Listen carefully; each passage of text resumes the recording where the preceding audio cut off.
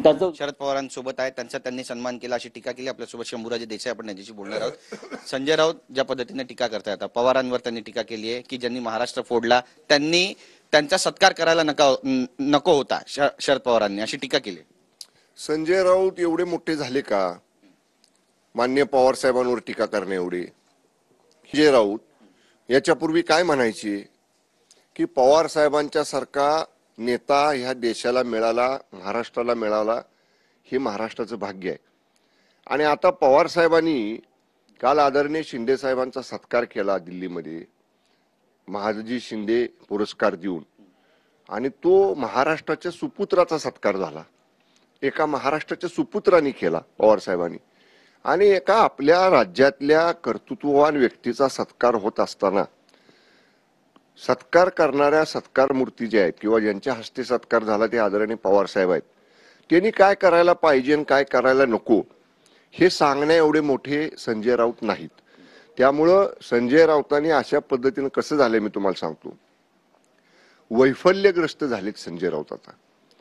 कारण त्यांना आता कळायला लागलंय की त्यांची परिस्थिती आता महाराष्ट्रामध्ये काय आहे.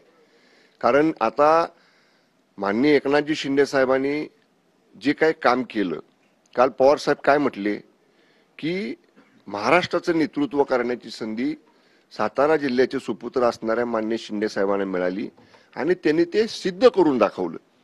म्हणजे मोकळ्या मनानं राजकीय भूमिका बाजूला ठेवून ज्यांनी चांगलं काम केलंय त्याला चांगलं म्हणण्याचा मोठेपणा आदरणीय पवार साहेबांनी दाखवला. ते दुखतंय ना संजय राऊतांना.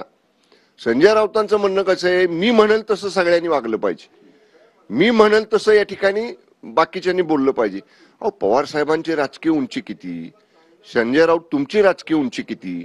आणि म्हणून संजय राऊतांना माझं एवढंच सांगणं आहे की चांगल्याला चांगलं म्हणा. महाराष्ट्राच्या सुपुत्रानं आदरणीय हिंदू हृदय सम्राट स्वर्गीय शिवसेना प्रमुख बाळासाहेब ठाकरे साहेबांच्या आणि धर्मवीर स्वर्गीय आनंद दिघे साहेबांच्या अनुयायाचा देश पातळीवर सत्कार होतोय याचा सगळ्यांना अभिमान आहे. संजय राऊतांसारखा एकच व्यक्ती असेल की ज्याच्या पोटात दुखते. आणि त्यामुळं मी म्हणतो तसं वैफल्य आल्यामुळं, केवळ वैफल्यग्रस्त भूमिकेतनं संजय राऊत अशा पद्धतीचं बोलतायत.